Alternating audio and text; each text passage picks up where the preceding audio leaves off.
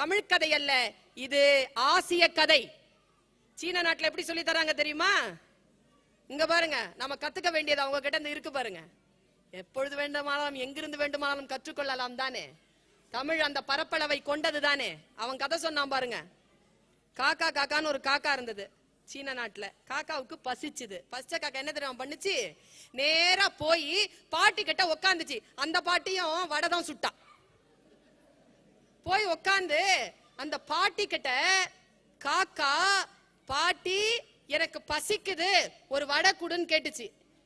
கதை எப்படி கொண்டு போறான் பாருங்க. முதல்ல பசி, அப்புறமா அறிமுகம் செய்கிறான் நேர்மை. பாட்டி சொன்னா, இரு காக்கா, வடை சுடுறதுக்கு கஷ்டமா இருக்கு, ஈர விறகுல வச்சிருக்கேன், சுட்டுட்டு தரேன். உடனே யோசிக்குது காக்கா, நமக்கு ஹெல்ப் பண்றேன்னு சொல்ற பாட்டிக்கு நாம ஹெல்ப் பண்ணலாமே, நமக்கு தான் கூடு கட்ட தெரியுமே என்று போய் காய்ந்த சுள்ளிகளை கொண்டு வந்து போட்டது காக்கை. அடுத்ததாக குழந்தைக்கு அறிமுகம் செய்கிறார்கள் உழைப்பு. சரியா? உழைத்து விட்டு காக்கை உட்கார்ந்து இருக்கிறது. பாட்டி வடைய சுடுறா. மறந்துடக்கூடாது, சீன நாடு கம்யூனிச நாடு. அந்த வடை சுட்ட ஜோர்ல காக்காய மறந்துட்டா பாட்டி. முதலாளித்துவம், கேபிட்டலிசம். உடனே காக்கா கேக்குது, ஏ பாட்டி, நான் உழைத்த உழைப்பிற்கு கூலி கொடு. முதலில் நான் கேட்டது பிச்சை, இப்பொழுது கேட்கிறேன் கூலி கொடு என்றது தொழிலாளர் உரிமை. காக்காயை பார்த்து மன்னிப்பு கேட்டுவிட்டு வடையை கொடுத்தால் பாட்டி. தன் உழைப்பை எடுத்துக்கொண்டு பறந்தது காக்கை. எல்லா நாடுகளிலும் ஏமாற்றுகிறவர்கள் இருப்பார்கள் தானே.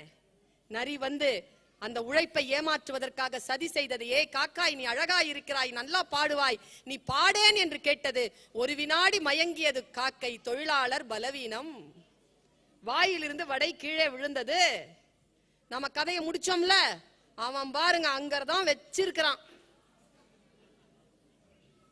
சிலபஸே அங்கதான். குழந்தைகளுக்கான பாடம் அங்கிருந்து தொடங்குறான் பாருங்க. காக்கை வாயிலிருந்து வடையை கீழே தவற விட்டது. தொழிலாளர் பலவீனம். வடையை வாயிலிருந்து கவ்வியது நரி. சரியா? உடனே தொழிலாளர் விழிப்புணர்வு. நான் உழைத்த உழைப்பை இன்னொருவன் திருடுவதா என்று அந்த காக்கை விழிப்புணர்வு கொண்டது. உடனே கா கா என்று கத்தியது. அந்த கத்தலுக்கு 1000 காக்கைகள் வந்து அந்த காட்டிலே கூடின. யூனியன். கதை எப்படி தெரியுமா முடிச்சான்? 1000 காக்கைகள் கூடினா நம்ம முடிச்சிருப்போம். கம்யூனிசம் இல்லையா? அன்றைக்கு அந்த காட்டில் அந்த ஒரு காக்காய்க்கு தான் இழந்த உழைப்பின் வடை மட்டும் திரும்பி கிடைக்கவில்லை. அந்த தொழிலாளியை ஏமாற்ற வேண்டும் என்று நினைத்த அந்த நரி 1000 காக்கைகளுக்கு உணவானது என்று சொல்லி முடித்தான் கதையை.